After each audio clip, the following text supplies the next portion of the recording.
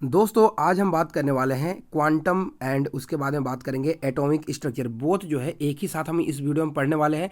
One shot में जो है कवर करने की कोशिश करेंगे। पहले जो हम एटॉमिक स्ट्रक्चर से कुछ इंपॉर्टेंट चीज़ें देखेंगे जिससे जो है आपको एग्जाम्स में क्वेश्चंस देखने को मिलते हैं एंड क्वांटम के बारे में बात करेंगे। ओके, तो सारा कुछ वीडियो में कवर करने वाले हैं एंड इसे आप सभी से रिक्वेस्ट है वीडियो को जो है एंड तक देखना ताकि हर एक टॉपिक जो है आपको ध्यान से समझ में आ जाए। ओके, तो चलिए आज की वीडियो को हम शुरू करते हैं।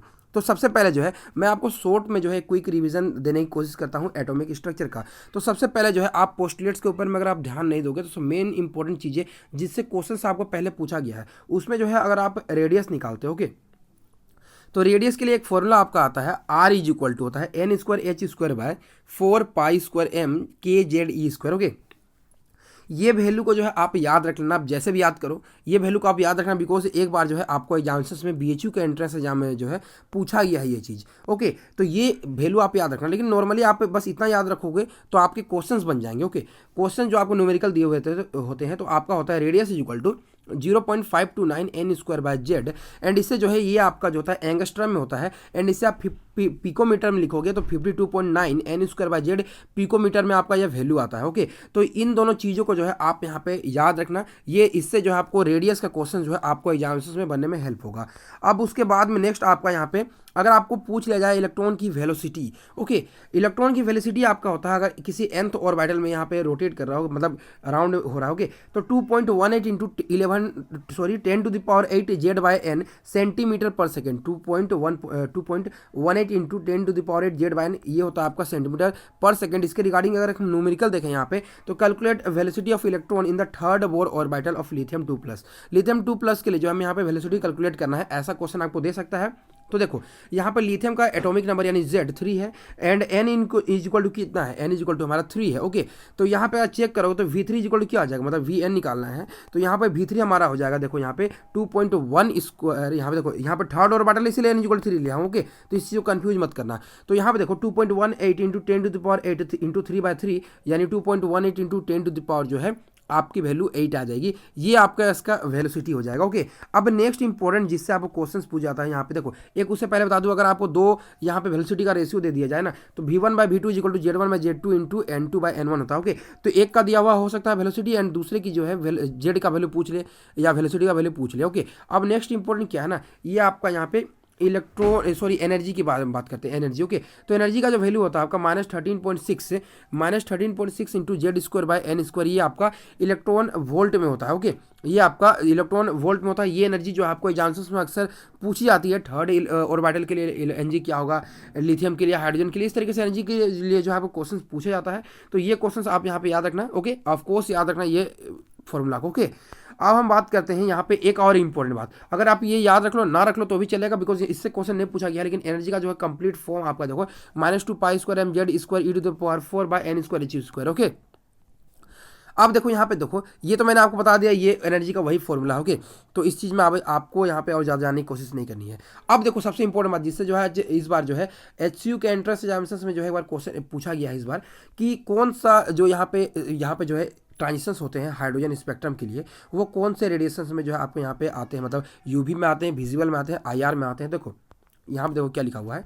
सबसे इंपॉर्टेंट क्वेश्चन यहाँ पे क्या है कि लाइमन दिया हुआ है। ओके, तो लाइमन में जो है यहाँ पे क्या है ये UV में आता है। जो लाइमन होता है UV में आता है, बाल्मर जो आता है आपका IR में आता है। ओके सॉरी फिर से बताता हूँ, लाइमन जो आता है UV में आता है, बाल्मर जो है आपका विजिबल में आता है एंड उसके बाद में जितने भी आते हैं ना लाइमन UV में, बाल्मर विजिबल में एंड पास्टियन ब्रैकेट फंड सीरीज ये सभी जो आपके IR में आते हैं। तो इस चीज़ को आप यहाँ पे याद रखना। ओके, इस चीज़ को आप यहाँ पे याद रखना। लाइमर जो है आपका UV में, बाल्मर जो है विजिबल में एंड बाकी सब जो है आपके IR रीजन में आते हैं। तो आपको क्वेश्चन पूछ जाएगा एग्जामिनेशन में कि UV में कौन सा आता है या फिर विजिबल में कौन सा आता है, तो लाइमन या बाल्मर आता है। तो ये चीज़ आप यहाँ पे याद रखना कि यहाँ पे देखो बहुत ज़्यादा मेशी हो गया है, लेकिन मैंने जो बोला उसे आप नोट डाउन कर लेना। ओके, अब यहाँ पे सबसे इंपॉर्टेंट बात देखो, यहाँ पे अगर आपको एग्जामिनेशन से पूछा जाए कि वेव नंबर निकालो या फिर वेवलेंथ निकालो तो आप कैसे निकालोगे वेवलेंथ। देखो उसका फॉर्मूला होता है ये वैल्यू आपको ध्यान रखने की जरूरत नहीं है। सुनो यहाँ पे इसका मैं अभी शॉर्ट में बताऊंगा, into 1/n² minus Z square. यहाँ पे देखो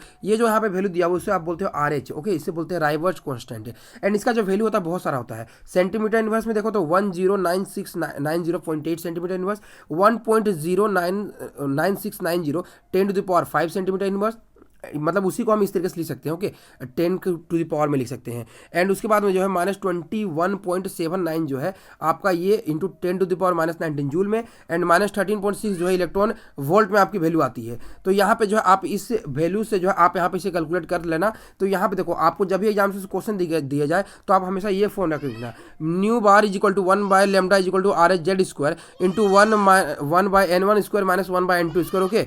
अब यहाँ पे देखो अगर आपको एग्जाम से क्वेश्चन पूछा जाएगा यहाँ पे लाइमन के लिए, यहाँ पे अगर आप चेक करोगे तो nu bar is equal to होगा आपका 1/λ is equal to RHZ² into 1/, देखो यहाँ पे लाइमन के लिए लिखा तो N1 के लिए जो है जो आपका दिया हुआ है उसी के लिए आप लिखोगे N1, एंड जहाँ से आ रहा है मतलब N2, यानी लाइमन के लिए जो है 2, 3, 4, 5 इस तरीके से जा सकता है। एंड बाल्मर के लिए अगर आप चेक करोगे तो यहाँ पे nu bar is equal to 1/λ RHZ², तो यहाँ पे देखो बाल्मर के लिए n इक्वल टू 2 होता है, एंड बाकी जो N2 होगा वो 3, 4, 5। सिमिलरली जो यहाँ पे आप बाकी वैल्यूज देख लेना, यहाँ पे 3 देन उसका 4, 5, 6 एंड 5 देन उसके बाद में जो है 5, 6, 7 इस तरीके से जो है आपकी वैल्यूज आती है। तो यहाँ पे जो है आप लेमडा की वैल्यू कैलकुलेट कर सकते हो किसके लिए सबसे ज़्यादा यहाँ पे लेमडा की आपकी वैल्यू आने वाली है, ओके। तो इन चीज़ों को आप यहाँ पे ध्यान देना। अब यहाँ पे इंपॉर्टेंट चीज़ क्या है, वेव पार्टिकल डुअलिटी, जो कि आपने डी ब्रोगली इक्वेशन से पढ़ा होगा। तो ये जो आपका आता है लेमडा इज इक्वल टू जो है H/mc आता है डायरेक्टली यहाँ पे, एंड इज इक्वल टू होता है आपका H/mb होता है, ओके। तो ये फॉर्मूला याद रखना, यहाँ से जो आपको क्वेश्चन पूछ जाता है mass of electron and velocity of electron 3 into, यहाँ पे जो वेलोसिटी होता है 3 into 10 to the power 8 metre per second आता है, ओके। ये चीज़ को आप यहाँ पे ध्यान देना। अब नेक्स्ट यहाँ पे देखो क्या दिया हुआ है, डेविएशन के बाद में जो है यहाँ पे इंपॉर्टेंट डेविएशन जर्मन इफेक्ट ने जो है यहाँ पे डेविएशन जर्मन ने जो है एक इंपॉर्टेंट एक्सपेरिमेंट दिया था, जिसमें जो है आपको लेमडा की एक डिफरेंट वैल्यू देखने को मिली, मतलब फॉर्मूला देखने को मिला। देखो lambda is equal to H/P होता है, उसे आप एक्सप्रेस कर सकते हो H/2m into energy, and energy जो है आपका काइनेटिक एनर्जी में भी आप दिखा सकते हो H/2m इंटू काइनेटिक एनर्जी, देखो H/√2 m into kinetic energy, इस फॉर्म में भी आप यहाँ पे दिखा सकते हो लेमडा की वैल्यू। एंड यहाँ पे जो है अगर आपको एग्जामिनेशन से पूछा जाएगा कि लेमडा की वैल्यू क्या आएगी तो 1.66 एंगस्ट्रॉम होता है डेविसन जर्मन में। ये प्रूफ किया था डेविसन जर्मन ने अपने एक्सपेरिमेंट से, ओके। तो इन चीज़ों को जो है यहाँ पे ध्यान देना। अब हम बात करते हैं अपने क्वांटम में एंटर करते हैं। अब जो हम क्वांटम में एंटर करते हैं सबसे पहले जो यहाँ पे देखो ऑपरेटर्स के बारे में हम यहाँ पे जानते हैं। तो ऑपरेटर्स बहुत टाइप्स के होते हैं। सबसे पहला होता है पोजीशन ऑपरेटर। पोजीशंस को जो है मतलब किसी ऑपरेटर को जो आप किसी पोजीशंस के लिए दिखाओगे तो कैसे दिखाओगे, तो उसे आप बोलोगे एक्स यहाँ पे जो है बार इस तरीके से आप दिखाओगे, ओके। एक्स के ऊपर में ऐसा cap, sorry not bar, x cap, okay. तो ये पोजीशन ऑपरेटर होता है। अब यहाँ पे नेक्स्ट क्या है, मोमेंटम ऑपरेटर। मोमेंटम ऑपरेटर की बात करें तो मोमेंटम के लिए अगर आप चेक करोगे यहाँ पे देखो मोमेंटम क्या होता है ना, तो इस वैल्यू को आप यहाँ पे हमेशा याद रखना, Px इज इक्वल टू आपको एग्जाम्पल से पूछा जाएगा -iota(h×d/dx) होता है। ये वैल्यू होता है आपका यहाँ पे मोमेंटम का जो वैल्यू होता है आपका ये होता है मोमेंटम ऑपरेटर, जिसे आप Px से रिप्रेजेंट करते हो।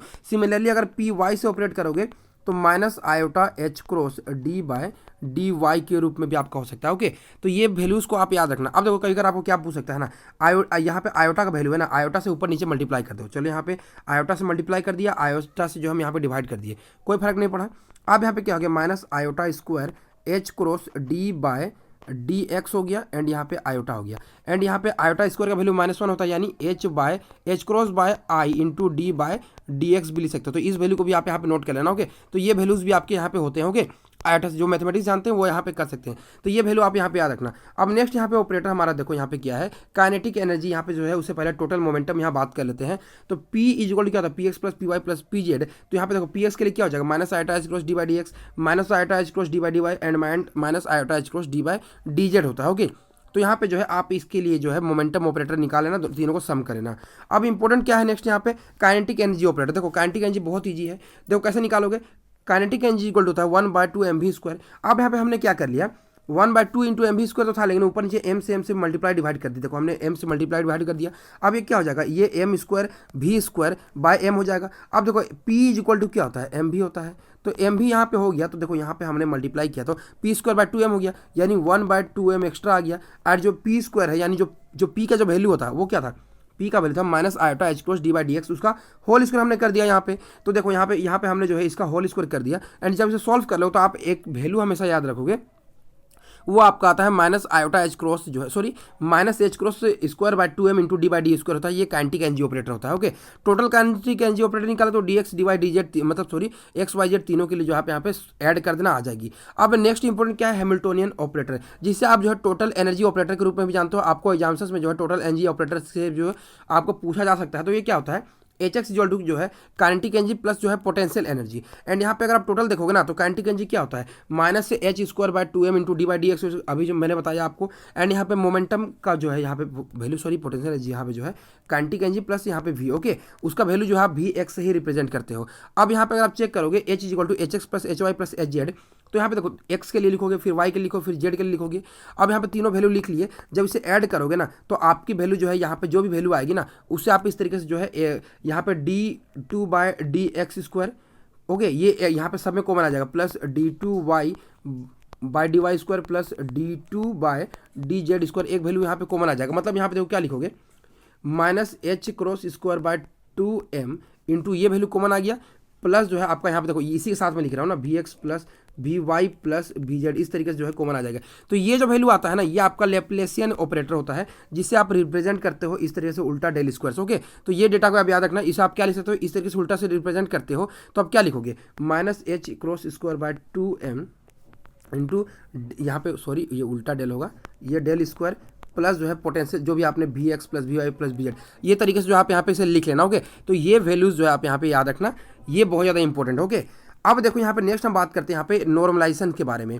तो नॉर्मलाइजेशन के लिए आपको मैं एक फॉर्मूला बताता हूँ जिससे जो है आपको किसी भी जो है कोई भी फंक्शन दिया होगा X I equal to wave function कुछ भी दिया हुआ होगा, उसके लिए आपको एग्जामिनेशन से पूछा जाएगा कि आप उसके लिए निकालो नॉर्मलाइजेशन कांस्टेंट की वैल्यू क्या होगी। तो देखो एक फॉर्मूला याद रखना, यहाँ पे देखो एक फॉर्मूला हमेशा याद रखना, क्या होता है formula, n is equal to होता है आपका 1 बाय स्क्वायर रूट ऑफ जो है जो भी वैल्यू आएगी Sai star Sai and D tau की जो भी वैल्यू आएगी ना उसका जो वैल्यू आएगा उससे जो है 1 बाय करके रूट कर देना, आपकी वैल्यू आ जाएगी। जस्ट लाइक देखो यहाँ पे क्या दिया हुआ है, एक फंक्शन दिया हुआ है psi is equal to E to the power iota M five दिया हुआ है, E to the power iota M five दिया हुआ है, एंड इसे ऑपरेट करना है 0 to 2 में। तो इसके लिए हमें निकालना है नॉर्मलाइजेशन कांस्टेंट। तो n इज इक्वल टू क्या होगा 1 by square root of psi star psi into D tau हो जाएगा, ओके। अब देखो ये फॉर्मूला याद रखना, ओके, मैं आपको फिर से कह रहा हूँ। अब देखो यहाँ पे क्या निकालना है, सबसे पहले हम साई साई स्टार निकालेंगे, ओके। तो देखो साई साई स्टार निकालने के लिए देखो जिस भी फंक्शन में जो आयोटा होगा ना तो उसका जो कोफिशिएंट लिखोगे साई स्टार ना तो उसे माइनस कर देना, अगर जिसमें आयोटा नहीं है तो उसे माइनस मत करना, इस चीज़ को याद रखना। जैसे देखो साई इक्वल टू मान लो ई टू द पावर 2x है तो इसका साई स्टार लिखोगे तो क्या लिखोगे ई टू द पावर 2x ही लिखोगे, लेकिन यहाँ पे आयोटा 2x हो गया ना तो माइनस आयोटा 2x इसका वैल्यू हो जाएगा, बिकॉज साई स्टार के लिए जो कॉन्जुगेट में जो है ये वैल्यू आपकी माइनस में आ जाएगी, ओके। तो जैसे कि यहाँ पे आयोटा एम फाइव है तो यहाँ पे देखो साई इंटू साई स्टार, देखो यहाँ पे साई स्टार की वैल्यू हो जाएगा E to the power minus iota M five and E to the power iota M five हो गया, ओके। इन दोनों को हमने यहाँ पे लिख लिया। अब यहाँ पे देखो जब इसे सॉल्व कर लोगे ना देखो E to the power minus iota M five, okay, plus जो है यहाँ पे आयोटा एम फाइव, ओके। तो इन दोनों को ऐड करो 0 हो जाएगा, मतलब E to the power 0 is equal to 1 हो जाए, ओके 1 हो गया। तो यहाँ पे देखो क्या लिखोगे integration 0 to 2 and D phi का हो गया, एंड डी फाई का इंटीग्रेशन लिखो तो वहाँ पे 2 आ गया, मतलब इसकी वैल्यू 2 आ गई। तो यहाँ पे नॉर्मलाइजेशन कांस्टेंट की वैल्यू क्या आ जाएगी 1 by square root of 2 because उसका जो हमें यहाँ पे स्क्वायर रूट निकाल देना है, ओके। तो इस चीज़ को आप यहाँ पे ध्यान रखना। तो यहाँ पे जो इक्वेशन आता है ना 1 by psi N is equal to 1 by root 2 into E to the power iota M five, तो इस वैल्यू को जो है याद रखना। मैं आपको रिक्वेस्ट करता हूँ ये वैल्यू याद रखना, आपको एग्जाम्स में जो है CUCG में जो है पूछा जाता है, या फिर अगर आप दिल्ली यूनिवर्सिटी या BHU में जो है वो कभी कभार क्वेश्चन ये पूछता ही है इस तरीके से, ओके। अब हम बात करते हैं आयजन, यहाँ पे आयजन के बारे में बात करते हैं। तो आयजन के लिए आप एक चीज़ याद रखना, मैं यहाँ पे आपको एग्जांपल देकर समझाऊंगा। मान लेते हैं कि एक फंक्शन साई है, उसे एक ऑपरेटर के साथ में आप ऑपरेट कर रहे हो ए, ओके। ऑपरेट करने के बाद में जो है आपको फिर से ये जो वेब फंक्शन की जो वैल्यू वही वैल्यू आपको मिल गई, लेकिन उसके साथ में जो है एक एक्स्ट्रा वैल्यू आपको मिल गया ए, ओके। ये जो एक्स्ट्रा वैल्यू होता है ना इसे हम बोलते हैं आयजन वैल्यू, एंड यहाँ पे जो ऑपरेटर होता है इसे बोलते हैं आइजन ऑपरेटर, एंड ये जो फंक्शन हो गया जिससे जो इस तरीके से ऑपरेट हुआ है इससे हम बोलते हैं आइजन फंक्शन, ओके। एंड ये पूरा इक्वेशन को बोलते हैं आइजन इक्वेशन, ओके। इस पूरे इक्वेशन को बोलते हैं आइजन इक्वेशन। जस्ट लाइक मान लो एक ऑपरेटर आपको दिया हुआ है, जो ये ऑपरेटर दिया हुआ है ये ए है, ओके। ऑपरेटर दिया हुआ है ए d2 by D X square plus 2d by D x plus 3 दिया हुआ है, एंड यहाँ पे फंक्शन दिया हुआ है E to the power alpha X दिया हुआ है। अब इसका जो हमें आइजन वैल्यू निकालना है तो कैसे निकालोगे, फिर से इक्वेशन लिख देंगे S I is equal to small S I. अब देखो क्या है जो ऑपरेटर हमने लिख दिया and E to the power alpha X लिख दिया, वो लिख दिया। अब इसे तीनों मल्टीप्लाई कर दो, ओके। मल्टीप्लाई करो तो क्या आ जाएगा d2 by D X square into E to the power alpha X 2 into d2 by यहाँ पे जो है आ गया। यहाँ पे देखो ये वैल्यू आ गए तीनों। अब देखो यहाँ पे क्या है जब इसे डिफ्रेंशिएट करोगे तो डिफ्रेंशिएट करने के बाद में जो है आपकी वैल्यू आएगी alpha square E to the power alpha X plus यहाँ पे 2 अल्फा इंटू यहाँ पे जो है आपकी वैल्यू आ जाएगी यहाँ पे 2 alpha into E to the power alpha X plus 3 into E to the power alpha X, ये तीन वैल्यू आपकी आएगी यहाँ पे, ओके। अब यहाँ पे अगर आप चेक करोगे तो E to the power alpha X common ले लो, ओके, तीनों में कॉमन ले लो, यहाँ पे देखो E to the power alpha X common ले लो। अब जब कॉमन ले लो तो alpha square plus 2 alpha plus 3, ये वैल्यू आपकी एक्स्ट्रा आ गई। एंड ये तो आपको वेव फंक्शन दिया था साई, देखो यहाँ पे साई आपको यहाँ पे ये फंक्शन दिया हुआ था, तो ये जो वैल्यू आ गई ये आपका आइजन वैल्यू हो गया। तो इस तरीके से जो एग्जामिनेशन में पूछा जाता है which one is an eigen operator, examination में अगर आपको पूछा जाएगा तो आप इस तरीके से जो है यहाँ पे ए साई इक्वल टू ए साई कर लेना। एंड जिसमें ये फंक्शन वापस से आ जाता है, रिपीटेड हो जाता है, एंड उसके साथ में कुछ कांस्टेंट इस तरीके से वैल्यू आ जाती है, तो यहाँ पे जो है आप ये कह सकते हो कि ये फंक्शन जो है आपका आइजन ऑपरेटर है यहाँ पे। ओके, तो इस चीज़ को आप यहाँ पे ध्यान देना। अब मोस्ट इंपॉर्टेंट बात करते हैं हम यहाँ पे स्क्रोडिंगर वेव इक्वेशन के बारे में। तो स्क्रोडिंगर वेव इक्वेशन के लिए जो है आपको एग्जामिनेशन में अगर पूछा गया है कि कौन सा जो है स्क्रोडिंगर वेव इक्वेशन है, तो देखो D two psi by D X square into 8 pi square M by H square into E minus V into psi is equal to 0, ये आपका होता है स्क्रोडिंगर वेव इक्वेशन। आपको जो है इससे एग्जामिनेशन में क्वेश्चन पूछे गए हैं, एंड इट्स ए रिक्वेस्ट ये इक्वेशन को याद रखना, बिकॉज मैं नहीं चाहता हूँ कि आप ये नॉर्मल क्वेश्चन जो है एग्जामिनेशन में जाकर मिस्टेक कर दो। ओके, तो इस चीज़ को आप यहाँ पे याद रखना। एंड कभी कभार क्या करेगा ना, आपको खिलवाड़ करेगा एग्जामिनर, क्या करेगा, इससे राइट में ले जाएगा ना, तो D two psi by D X square is equal to क्या करेगा ना, भी माइनस सी कर देगा। मतलब आप हर एक सिचुएशन के लिए प्लीज़ तैयार रहना इस चीज़ के लिए। अब यहाँ पे देखो क्या है, ओके, अब यहाँ पे देखो क्या है, नेक्स्ट हम बात करते हैं 1D बॉक्स के लिए। तो 1D बॉक्स के लिए जो है इसे आप हम बात करते हैं जो एसिमेट्रिक, जो आप हमेशा पढ़ते आए हो, वो आपका होता है एसिमेट्रिक बॉक्स। तो इसमें आप याद क्या रखना ना, देखो याद रखने वाली दो चीज़ ये होती है जो आपको पूछी जाते हैं। एक होता है आपका इक्वेशन, अगर एक्स यहाँ पे देखो 1D इसलिए साई एक्स लिखोगे तो क्या लिखोगे, √2/L into sine N pi X by L. तो यहाँ पे जो इक्वेशन होता है ना ये आपका ये होता है। एंड नॉर्मलाइजेशन कांस्टेंट भी जो है आपका √2 बाय जो है आपका एक्स होता है, ये आपकी ए की वैल्यू होती है। ओके, तो आपको एक इक्वेशन दे दिया गया है, as equal to size equal to जो है A sine N pi X by L. Okay, तो इसके लिए पूछा जाए कि नॉर्मलाइजेशन कांस्टेंट का वैल्यू क्या आएगा, तो ये √2/L जो होता है वैल्यू आपकी होती है। तो इस चीज़ को प्लीज़ याद रखना, मैं आपको यहाँ पे कह रहा हूँ। ओके, अब देखो यहाँ पे क्या है, ये कुछ बाउंड्री कंडीशन आपको दिया हुआ है, लेकिन इंपॉर्टेंट देखो यहाँ पे क्या है, जो एन की वैल्यू है वो आपका 0 1 2 3 यहाँ पे किसके लिए जाता है, देखो यहाँ पे पहले सुन लो, जो एनर्जी होता है इसका ये होता है n square H square by 8 ml square. Okay, जो एनर्जी की जो वैल्यू होती है 1D बॉक्स के लिए वो n square H square by 8 ml square होता है। एंड 1D बॉक्स से जो है आपको इतना ही दोनों क्वेश्चन आपको पूछे जा सकते हैं। ओके, ये एनर्जी के वैल्यू को जो है घुमा फिरा के जो है आपको किसी तरीके से जो है दे सकता है, तो आप इस चीज़ को याद रखना। अब हम बात करते हैं यहाँ पे जो है 1D सिमेट्रिक बॉक्स के बारे में। एंड ये आपको जाना बहुत ज़्यादा जरूरी है, बिकॉज आपको एग्जामिनर जो है 1D सिमेट्रिक बॉक्स दे के भी फंसा सकता है। ओके, तो यहाँ पे अगर आप देखोगे वेग फंक्शन क्या होता है ना, यहाँ पे सिमेट्रिक के लिए होता है 1/L √1/L into sine N pi X by 2L। मतलब यहाँ पे जो है आप नॉर्मली √2/L लिखते थे ना, तो सिंपली आपको करना क्या है, जो यहाँ पे 2 था ना उसे उठा के यहाँ पे नीचे ले जाना है साइन के यहाँ पे फॉर्मूले में। ओके, तो ये आपका होता है इसके लिए। एंड यहाँ पे सिमेट्रिक के लिए जो ओवरऑल इक्वेशन यहाँ पे देखोगे तो आपका यहाँ पे ये आता है। ओके, तो ये दो तरीके का होता है, अगर n इवन हो गया, ओके, n अगर इवन हो गया तो आपका 2 4 6 होता है जो सिमेट्रिक होता है। एंड यहाँ पे जो है यहाँ पे आपका नेक्स्ट होता है n इक्वल टू ओड हो गया तो आपका ये होता है 1 2 3 होगा। ओके, तो ये दोनों चीज़ों का आप याद रखना। एग्जामिनर जो है इससे क्वेश्चन नहीं पूछा गया, बट मैं आपको फिर भी एडिशनल के तौर पर बता देता हूँ। एंड इसकी एनर्जी होती है सिमेट्रिक का n square H square bye 32 ml square. तो ये आप याद भी रख सकते हो, नहीं भी रख सकते हो, लेकिन इससे अभी तक क्वेश्चंस नहीं आए हैं। ओके, अब हम बात करते हैं 2D बॉक्स के लिए। तो 2D बॉक्स के लिए याद रखना बहुत ज़्यादा ईजी है। देखो 2D के लिए क्या लिखोगे, psi X Y. And psi जो होता है ना ये मल्टीप्लीकेटिव प्रॉपर्टी होता है, इसे आप क्या लिख सकते हो, psi X into psi Y. And psi X के लिए अभी हमने यहाँ पे वेव फंक्शन निकाला, क्या होता है √2/L into sine N pi X by L. देखो √2 sine N pi X by L. अब हम यहाँ पे दो अलग अलग चीज़ के लिए निकाल रहे हैं, तो हम क्या करते हैं √2/LX कर देते हैं बस, ठीक है। And sine N pi X by LX कर देते हैं। सिमिलरली y के लिए क्या लिखते हैं, √2/LY into sine N pi Y, okay, by LY करते हैं। यहाँ पे देखो ये मतलब सारे चीज़ों को मैं x से डिनोट कर दिया हूँ, y से डिनोट कर दिया हूँ। अब जब से मल्टीप्लाई करोगे ना तो यहाँ पे क्या हो जाएगा ना, √2/x into √2/y into sine N pi N X pi X by LX into sine N Y pi Y by LY, इस तरीके से आप लिख सकते हैं। ओके, अब यहाँ पे नेक्स्ट क्या है, यहाँ पे साई जो है यहाँ पे, ओके, साई आपको दिया हुआ है एक्स वाई जेड। तो ये आपका तीनों वैल्यू √2/LX इंटू यहाँ पे जैसे 2 के लिए लिखा तो 3 के लिए क्या लिखोगे, √2/LX into √2/LY into √2/LZ। And जो भी वैल्यू है यहाँ पे एक्स वाई जेड तीनों के लिए आप मल्टीप्लाई कर देना नॉर्मल। अब देखो यहाँ पे 1D के लिए जो एनर्जी क्या होता था, n square H square by 8 ml square. तो 2D के लिए क्या हो जाएगा, E equal to X plus Y. मतलब एनर्जी जो होता है एडिटिव प्रॉपर्टी होता है, तो x के लिए एनर्जी क्या हो जाएगा, n square H square by 8 ml x square and n square H square and यहाँ पे 8 ml y स्क्वायर। ओके, तो ये हो गया। अब यहाँ पे कॉमन चीज़ें क्या है, एच स्क्वायर बाई 8 ml जो है कॉमन है यहाँ पे, तो अंदर में क्या आ जाएगा, ये हो जाएगा आपका n X square plus N Y, मतलब N X square by L square plus N Y square by L square. Okay, ये तीनों वैल्यू आपकी आ जाएगी। सिमिलरली यहाँ पे एक्स वाई जेड यानी 3D के लिए लिखोगे तो क्या लिखोगे, H square bye 2m and यहाँ पे क्या लिखोगे N X square by L X square plus N Y square plus L Y square plus N Z square by L Z square. कैसे करोगे यहाँ पे देखो E X plus E Y plus E Z कर दोगे। Okay, तो ये value आ जाएगी। अब देखो आपने एक इक्वेशन देखा होगा, उसमें आपने देखा होगा कि L X L Y L Z जो है आपने सिंपली लिखा होगा H square by 8 ml square, okay, into यहाँ पे N X square plus N Y square plus N Z square. ये इक्वेशन आपकी आती है। तो ये कब पॉसिबल होगा? ये आपका पॉसिबल तब होगा जब L X is equal to, देखो जब आपको एग्जामिनर बोले L X is equal to L Y is equal to L Z हो, या फिर अगर एग्जामिनर मेंशन ना करता हो तो आप वही इक्वेशन को फॉलो करना। ओके, यहाँ पे जैसे कि मैं आपको यहाँ पे दिखा सकता हूँ, यहाँ पे ओके, यहाँ पे देखो मैंने किया हुआ है। देखो सबसे पहले 1D बॉक्स के लिए अगर आप देखो तो एनर्जी ये होता है आपका, जो मैंने अभी बताया।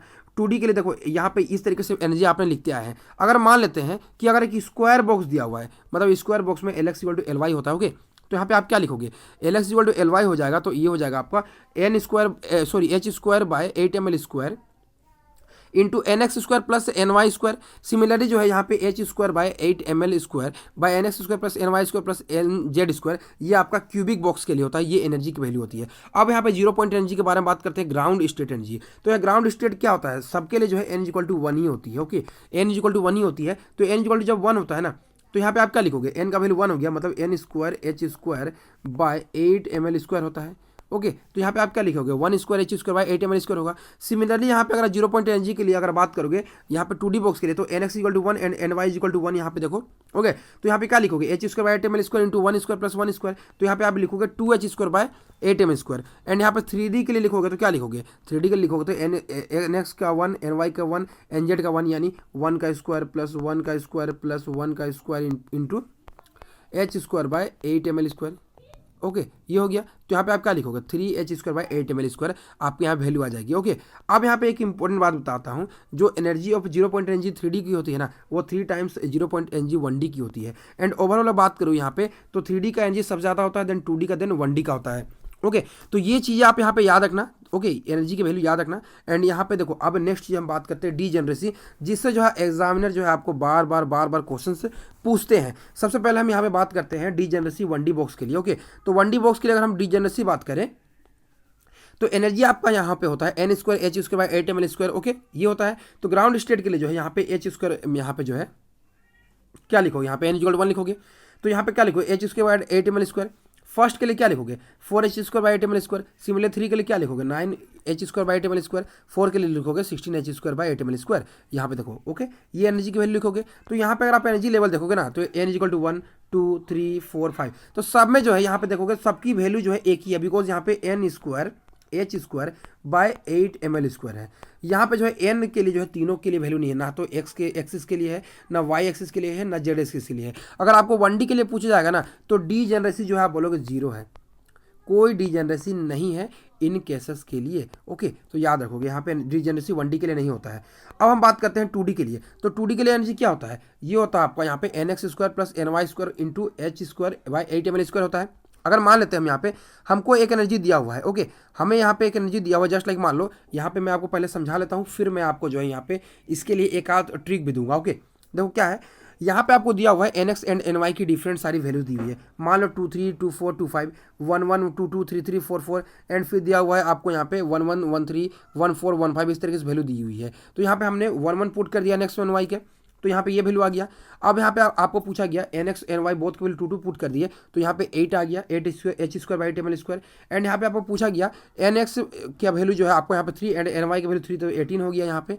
एंड सिमिलरली 4 4 पुट करो तो आपकी वैल्यू यहाँ पे ये सारी चीज़ें आ जाएंगी। ओके, अब यहाँ पे देखोगे 1 1 एनर्जी में कौन सा लेवल है, तो यहाँ पे 1 1 एनर्जी में सिर्फ 1 है, मतलब यहाँ डीजेनरेसी 0 है। अब यहाँ पे देखो अगर आप चेक करोगे तो 1 2 को आप किस तरीके से अरेंज कर सकते हो, 1 2 को आप 2 1 लिख सकते हो। तो यहाँ पे 1 2 को आपने 1 2 2 1 लिख लिया, मतलब ये आपका डीजेनरेट हो गया, मतलब ये आपका 2 हो गया, मतलब डबली डीजेनरेट हो गया। सिमिलरली 2 2 को आप किसी तरीके से नहीं कर सकते हो। फिर 1 3 को जो है 1 3 3 1 लिख सकते हो, 2 3 को जो है 2 3 3 2 लिख सकते हो, 1 4 को लिख सकते हो 1 4 4 1 लिख सकते हो, एंड 2 4 को लिख सकते हो 2 4 4 2 लिख सकते हो। जस्ट लाइक मान लो अगर मैं आपको एग्जाम्स में जो है, अगर मैं एग्जामिनर होता आपका एंड मैं आपको क्वेश्चन पूछ देता, ओके, फॉर 2D बॉक्स, उसकी डीजेनरेसी लेवल क्या होगी। अगर आपका एनर्जी का वैल्यू है, एनर्जी की वैल्यू आपकी दी हुई है, जस्ट लाइक मान लो 10h square by 8 ml square. Okay, इस तरीके से दिया हुआ है। तो इसकी डीजेनेरेसी वैल्यू क्या होगी for 2D box not 3D। तो यहाँ पे देखो सिंपली क्या करना है आपको, क्या करना है 2D के लिए एनर्जी क्या होता है nx² प्लस ny² इंटू क्या होता है h²/8ml² होता है। ओके, यहाँ पे देखो ये होता है। अब देखो यहाँ पे क्या हो जाएगा, यहाँ पे क्या लिखोगे nx² plus ny² is equal to क्या हो जाएगा, इसकी वैल्यू 10 दी हुई है 10। अब बताओ 10 को तुम कैसे कैसे ला सकते हो, मान लेता हूँ 3 का स्क्वायर यहाँ पे करता हूँ प्लस 1 का स्क्वायर इज इक्वल टू 10, ये कर सकता हूँ। या फिर 1 का स्क्वायर प्लस 3 का स्क्वायर इज इक्वल टू 10 ला सकता हूँ। और कोई मेथड है? और कोई मेथड नहीं, यही दोनों यहाँ पे पॉसिबिलिटी है। तो कितनी पॉसिबिलिटी हमारी इस केस में आई, एक आया 3 1, एक आया आपका 1 3। तो ये जो दो पॉसिबिलिटी आपकी होती है, तो ये दो पॉसिबिलिटी को आप कह सकते हो यहाँ पे इसका डिजेनरेसी है। ओके, इससे भी अच्छा तरीका आपको बताता हूँ। यहाँ पे सिंपली आपको क्या करना है, आपको एक ही वैल्यू पहले फाइंड कर लो, मतलब जितनी पॉसिबल वैल्यू होती है वो फाइंड कर लो। तो हमने एक वैल्यू फाइंड कर ली, यहाँ पे इसके लिए जो है एक ही पॉसिबल वैल्यू है 3 और 1 आ गया। 3 और 1 हमने कर लिया, तो यहाँ पे देखो हमारी वैल्यू 3 और 1 है। अब आपको करना क्या है, ये x की वैल्यू हो गई, ये y की वैल्यू हो गई। अगर x not equal to y है तो उसकी डीजेनरेसी जो है डीजेनरेसी 2 हो जाएगी। लेकिन x इज इक्वल टू जो है अगर आपका y हो जाता है तो डीजेनरेसी जो है उसका 0 हो जाएगा। ओके, तो ये वैल्यू आपको यहाँ पे याद रखना। अब हम बात करते हैं अपने नेक्स्ट 3D बॉक्स के लिए। तो 3D बॉक्स के लिए सिमिलरली जो मैंने 2D के बताया उसी तरीके से समझना, लेकिन मैं आपको उसको एग्जाम्पल समझाता हूँ। मान लो कि आपको एक वैल्यू दी हुई है। ओके, दो तरीके के क्वेश्चन मैं लूँगा। सबसे पहले क्या लिया हुआ है आपको 11h²/8ml² दिया हुआ है। ओके, एनर्जी की वैल्यू दी हुई है। तो अब यहाँ पे एनर्जी की वैल्यू दी हुई है, इतना दिया हुआ है, तो आप 11 कैसे ला सकते हो। तो यहाँ पे एनर्जी होता है nx² plus ny² plus nz², ये 3 वैल्यू होती है इंटू h²। यहाँ पे जो है ये वैल्यू भी होगा ना h²/8ml², वो आप यहाँ पे कंसिडर कर लेना। ओके, ये वैल्यू भी होगा। तो आप यहाँ पे क्या लिखोगे 11 के लिए क्या लिखोगे 1 का स्क्वायर प्लस 1 का स्क्वायर प्लस 3 का स्क्वायर। तो ये तीनों को ऐड करो तो आपको 11 आ जाएगा। ओके, इसके अलावा कोई पॉसिबिलिटी नहीं है। तो 1 1 1 3 को कैसे लिखोगे 1 1 3, एक ये वैल्यू हो गया, या फिर 1 3 1 लिखोगे, या फिर 3 1 1 लिखोगे। ये 3 पॉसिबिलिटी है। तो ये जो 3 पॉसिबिलिटीज़ होती हैं, ये जो 3 पॉसिबिलिटी हो गई, यही इसकी डीजेनरेसी हो गई। मतलब इसका डीजेनरेसी आ गया 3 आ गया डीजेनरेसी। अब मैं इसका ट्री बताता हूँ पहले। ओके, तो यहाँ पे देखो ये एक हो गया। अब मैं दूसरा एक वैल्यू लेता हूँ कि पहले देख लो यहाँ पे दूसरा वैल्यू क्या दिया हुआ है ना, यहाँ पे 9। ओके, 9 14 एंड 30 14 ले लिया। 14h² यहाँ पे 8ml², ये वैल्यू आपको दी हुई है। तो आप 14 को कैसे लिखोगे 1 का स्क्वायर प्लस 2 का स्क्वायर कितना हो गया 5 हो गया, प्लस जो है 3 का स्क्वायर, ये लिखोगे वैल्यू। ओके, तो यहाँ पे 1 2 3 हो गया। अब देखो अब इसके लिए डीजेनरेसी कैसे निकालोगे, तो देखो यहाँ पे अब मैं समझाता हूँ आपको। इस तरीके से जो आप 3 वैल्यूज यहाँ पे फाइंड कर सकते हो। अब देखो फर्स्ट केस क्या था, फर्स्ट केस था हमारा 1 1 3 था, एंड यहाँ पे 1 2 3 था, ये 1 2 3 था। अब यहाँ पे अगर आप चेक करो तो nx is equal to ny। Okay, nx ny is not equal to nz, and nx not equal to ny and not equal to nz। दो पॉसिबिलिटी आ सकता है आपको 3D केस में, एंड एक हो सकता है nx equal to ny is equal to nz, जो कि आपका 1 1 1 हो सकता है। इस तरीके से आपका पॉसिबिलिटी हो सकता है। अगर दो इक्वल है एक अनइक्वल है तो उसकी डीजेनरेसी जो है 3 आएगी, ये बात याद रखना। अगर तीनों अनइक्वल है तो उसकी डीजेनरेसी जो है 6 आएगी, ये बात याद रखना। अगर ये अलग अलग नहीं है तो इसकी डीजेनरेसी जो है 0 आ जाएगी, इस तरीके से। ओके, तो यहाँ पे आप इन तीनों को याद रखना, एंड जितनी पॉसिबल अरेंजमेंट में जो है आप यहाँ पे कर सकते हो वही ठीक है। ओके, तो ये चीज़ें जो है आप यहाँ पे याद रखना, बिल्कुल गलत मत करना। जस्ट लाइक मान लो एग्जामिनर जो है थोड़ा सा यहाँ पे आपको चालाकी दिखाता है और आपको यहाँ पे थोड़ा सा क्या कहता है ना, थोड़ा सा आपके साथ यहाँ पे गेम खेलता है। कैसे करता है देखो 14h²/8ml² दिया हुआ है। ओके, तो अब इसका पूछ गया है कि ये दिया हुआ है, लेकिन अब वो क्या किया एग्जामिनर ना 2 7 जा 14 2 4 जा 8 दे दिया। अब यहाँ पे पूछ लिया क्या, ये दे दिया आपको 7h²/4ml²। अब आप बोलोगे इसकी डीजेनरेसी कैसे फाइंड करें सर ने तो बताया नहीं, अब मैं कैसे करूं।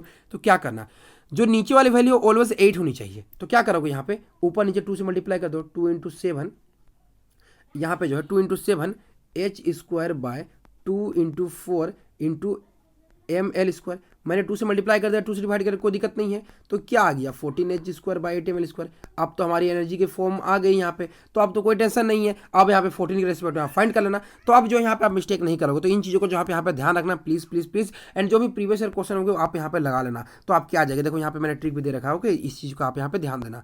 अब यहाँ पे देखो क्या है वेरिएशन प्रिंसिपल। तो एक वेरिएशन प्रिंसिपल में आपको एक चीज़ ध्यान रखना है। ओके, आपको एक बार पूछ लिया गया था, जो एवरेज एनर्जी होता है मतलब डिफरेंट एनर्जी लेवल इस तरीके से हो गया, ये 0 हो गया, ये 1 हो गया, 2 हो गया, 3 हो गया, 4 हो गया। तो यहाँ पे जो भी 4 5 एनर्जी लेवल होती है ना, तो वेरिएशन प्रिंसिपल ये कहता है कि जो एवरेज एनर्जी होता है ना, जो एवरेज एनर्जी होता है, मतलब ये सभी एनर्जी का जो भी एवरेज होगा वो ऑलवेज मोर देन और इक्वल टू जो है ग्राउंड स्टेट एनर्जी के, मतलब मोर देन होगा या फिर equal to ground state energy होगा। कभी भी जो है ये इफ ग्राउंड मतलब जो एवरेज एनर्जी है वो less than ground state energy. मतलब यहाँ पे क्या है, देखो ये दोनों पहले नोट कर लो आप, ओके, ये दोनों नोट कर लो। अब देखो क्या है, मैं क्या कह रहा हूँ, ये ग्राउंड, ये 1 2 3 4। अब मान लो कि इसका आपने एवरेज ले लिया, तो एवरेज ले लोगे, मान लो ये 1 2 3 4 5 हो गया, तो इसका एवरेज क्या हो जाएगा, 5 + 4 + 3 + 2 + 1, यानी 5 4 9, ओके, 9 + 3 12 हो गया, 12 हो गया, एंड 14 एंड 15 हो गया। मतलब 15 बाय यहाँ पे क्या लिखो, 1 2 3 4 5, यानी 5, यानी इसकी वैल्यू आ जाएगी एवरेज 3 आ जाएगी। तो ये आपका इसका एवरेज वैल्यू हो गया, ये जो 3 पॉइंट है ये एवरेज वैल्यू हो गया। अब जो है ये एवरेज जो वैल्यू है वो क्या ग्राउंड स्टेट से ज़्यादा नहीं है, ऑलवेज ज़्यादा है। तो यही यहाँ पे वेरिएशन प्रिंसिपल कहा गया है, जो ग्राउंड स्टेट एनर्जी होता है, सॉरी जो एवरेज एनर्जी होता है वो ऑलवेज ग्राउंड स्टेट से ज़्यादा हो सकता है, या तो उसके इक्वल हो सकता है, लेकिन उससे कम नहीं हो सकता है। इस एनर्जी के नीचे नहीं जा सकता है कभी भी एवरेज एनर्जी, यही कहा गया था। तो ये एक इंपॉर्टेंट चीज़ है, ओके। एंड लास्टली 2 चीज़ें मैं आपको बताना चाहता हूँ। अगर आपको टोटल नंबर ऑफ नोट्स पूछा जाएगा ना, टोटल नंबर ऑफ नोट्स के लिए आप फॉर्मूला याद रखना n-1, जो n की वैल्यू होगी उस पर आप -1 कर लेना, तो ये आपका टोटल नोट्स हो जाएगा, ओके, टोटल नोट्स हो जाएगा, ओके। तो ये फॉर्मूला याद रखना। अब नोट्स 2 तरीके से निकाल सकते हो, radial notes and angular note. तो आपको एग्जामिनर में जो है रेडियल एंड एंगुलर देकर जो आपको बहुत चीज़ें पूछ लेती है, तो यहाँ रेडियल नोट का फॉर्मूला होता है n-l-1, ओके। तो n यहाँ पे प्रिंसिपल, एंड यहाँ पे जो भी यहाँ पे एजिमुथल, एंड यहाँ पे मैग्नेटिक क्वांटम नंबर जो भी होते हैं आप इसे जानते हो अच्छी तरीके से मेरे से। एंड यहाँ पे एंगुलर क्वांटम नंबर होता है, ये l के इक्वल होता है, ओके। जो एंगुलर क्वांटम नंबर होता है वो l के इक्वल होता है, ये बात को आप यहाँ पे ध्यान देना। ये n-l-1 एंड ये आपका n-1 and total note n-1 होता है। एंड यहाँ पे कुछ इंपॉर्टेंट जो है, एक जो है एक्सेप्टेबल वेव फंक्शन के लिए मैं आपको बताता हूँ। देखो यहाँ पे कुछ पॉइंट बताता हूँ, acceptable, okay, acceptable wave function, तो वो ऑलवेज जो है कंटिन्यूअस होना चाहिए, ओके, कंटिन्यूअस होना चाहिए, ओके, कंटिन्यूअस होना चाहिए, सिंगल वैल्यू होना चाहिए, सिंगल वैल्यू होना चाहिए, ओके। तो ये एक दो पॉइंट इस तरीके से होते हैं, इसके नोट्स मैं आपको प्रोवाइड कर दूंगा। कंटिन्यूअस होना चाहिए, सिंगल वैल्यू होना चाहिए, डिसकंटिन्यूअस नहीं होनी चाहिए, ओके। ये सभी चीज़ें आप यहाँ पे याद रखना, एक यहाँ पे जो है एक्सेप्टेबल वेव फंक्शन के लिए, ओके। एंड नॉर्मलाइज वगैरह होनी चाहिए। तो ये कुछ पॉइंट्स याद रखना। एंड इसके बाहर जो आपको लगभग क्वेश्चन नहीं पूछे जाते हैं क्वांटम के तौर पे, ओके। तो ये इंपॉर्टेंट चीज़ें थी जो मैंने आपको इस वीडियो में कवर किया है। उम्मीद है आपको ये वीडियो से कुछ हद तक हेल्प हुई होगी। अच्छी लगे तो प्लीज़ वीडियो को लाइक करना, चैनल को सब्सक्राइब करना। मिलते हैं इस तरह के वीडियो साथ में नेक्स्ट के वीडियोज़ में, तब तक के लिए धन्यवाद।